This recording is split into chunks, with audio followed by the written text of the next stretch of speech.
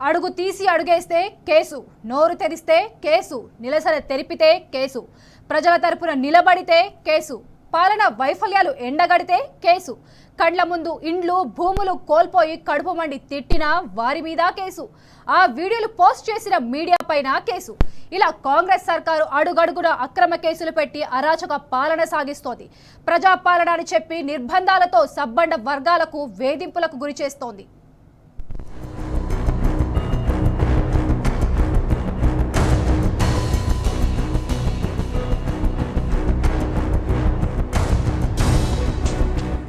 దేశమంతా అంబేద్కర్ రాజ్యాంగం అమలవుతుంటే రాష్ట్రంలో అప్రకటిత ఎమర్జెన్సీ కొనసాగుతోంది.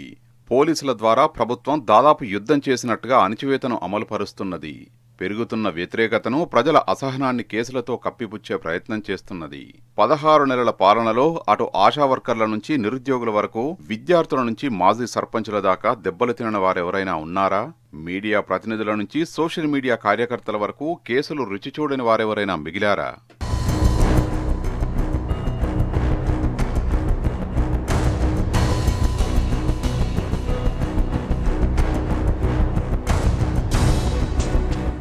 పదహారు నెలల పాలనలో రాష్ట్రమంతా తీవ్ర నిర్బంధం అమలవుతున్నది. అన్ని వర్గాలపై అణచివేత పెరిగింది. ప్రభుత్వాన్ని ఎవరు ప్రశ్నించినా కేసులు నిత్యకృత్యమయ్యాయి. ప్రభుత్వ పెద్దల్లో పెరుగుతున్న అసహనానికి పెరుగుతున్న కేసుల సంఖ్య ఉదాహరణగా నిలుస్తున్నది. స్వాతంత్ర్యం వచ్చిన నాటి నుంచి ఇప్పటిదాకా ఇంత తక్కువ కాలంలో ప్రధాన ప్రతిపక్ష పార్టీ మీద ఇన్ని కేసులు పెట్టిన సర్కారు దేశ చరిత్రలో లేదు. ఇన్ని సెక్షన్ల కింద కేసులు ఎదుర్కొంటున్న పార్టీ బీఆర్ఎస్ కాకుండా మరొకటి లేదు. అయినా దగాపడిన ప్రతి వర్గం తరపున గులాబీ సేన గొంతెత్తుతూనే ఉన్నది. నిరంకుశానికి ఎదురొడ్డి గర్జిస్తూనే ఉన్నది. మూసి విధ్వంసాలైనా, లగచర్ల లడాయి అయినా, సెంట్రల్ వర్సిటీ భూపందేరమైనా డి అంటే డి అంటూ బరిదీసి నిలబడుతున్నది బీఆర్ఎస్ ఒక్కటే.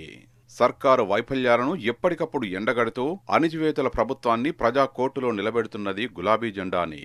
నిర్బంధాలెన్ని ఎదురైనా నిలదీసి పోరాడుతున్నది బీఆర్ఎస్ దండు ఒక్కటే. కేసులు, హత్యలు, దాడులు, దౌర్జన్యాలు, దారుణాలకు నెరవకుండా ముందుకు సాగుతున్నది కేసీఆర్ సైనికులే.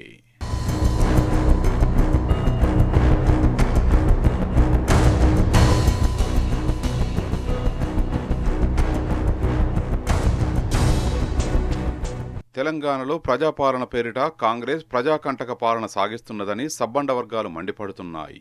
ప్రశ్నిస్తే కేసులు, నిలదీస్తే అరెస్టులు అన్నట్టుగా సర్కారు వ్యవహారం ఉన్నదని ఆగ్రహం వ్యక్తం చేస్తున్నాయి. రాష్ట్రంలో అప్రకటిత ఎమర్జెన్సీ అమలవుతున్నదని కొన్ని రోజులుగా జరుగుతున్న పరిణామాలు స్పష్టం చేస్తున్నాయి. అలవిగాని హామీలిచ్చి అమలుపై చేతులెత్తేసిన కాంగ్రెస్ ను ఇదేంటని ప్రశ్నించినా క్షేత్రస్థాయిలో ప్రజల స్పందనల్ని వెలుగులోకి తెచ్చిన అక్రమ కేసులు, నిర్బంధాలు, వేధింపులు, కక్ష సాధింపు చర్యలు కొనసాగుతున్నాయి. ప్రజాపాలనలో ప్రశ్నించే గొంతులని సర్కారు నొక్కేస్తున్నదన్న విమర్శలు వెల్లువెత్తుతున్నాయి.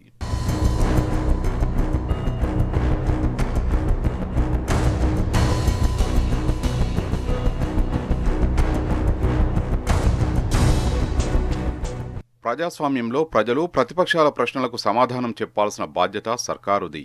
కానీ ఇచ్చిన హామీలను నిలబెట్టుకోకుండా, ప్రశ్నలకు బదులివ్వకుండా పోలీసులను అడ్డం పెట్టుకుని ప్రజా పోరాటాలను ఉక్కుపాదంతో అణచివేసేలా నియంతృత్వ ధోరణిని అనుసరిస్తున్నది.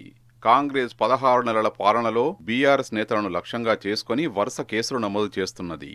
బీఆర్ఎస్ వర్కింగ్ ప్రెసిడెంట్ కేటీఆర్ నుంచి క్షేత్రస్థాయి కార్యకర్త వరకు బీఆర్ఎస్ నాయకుడు అనే పేరు అటు కాంగ్రెస్ నేతలకు, ఇటు పోలీసులకు వినబడినా, ఫిర్యాదు కాపీలో బీఆర్ఎస్ అని కనబడినా చాలు కేసు బుక్ చేస్తున్నారు. కాంగ్రెస్ నేతల చేతిలో దాడులు, వేధింపులకు బలైన బీఆర్ఎస్ నాయకులు పోలీస్ స్టేషన్లకు వెళ్తే ఉల్టా కేసులు బనాయిస్తున్నారు. ఇలా రాష్ట్ర వ్యాప్తంగా వేలాది ఉదాహరణలున్నాయి. బీఆర్ఎస్ జెండా పట్టినా, ఫ్లెక్సీ కట్టినా కార్యకర్తలకు జైలు తప్పడం లేదు. కేసీఆర్ ఫోటోకు క్షీరాభిషేకం చేసినా కాంగ్రెస్ సర్కారు కక్షగడుతున్నది. నిరసనకు పిలుపునిస్తే గృహ నిర్బంధాలు, కఠిన ఆంక్షలు అన్నట్టుగా ఉక్కుపాదం మోపుతున్నది. పల్లెలు, పట్టణాలు అనే తేడా లేకుండా ఎక్కడ చూసినా నిర్బంధం రాజ్యమేరుతున్నది. రాజ్యాంగం కల్పించిన భావ ప్రకటన స్వేచ్ఛతో ఆవేదన, ఆక్రందన వెళ్లగక్కిన అక్రమ కేసులు పెట్టి వేధిస్తున్నది.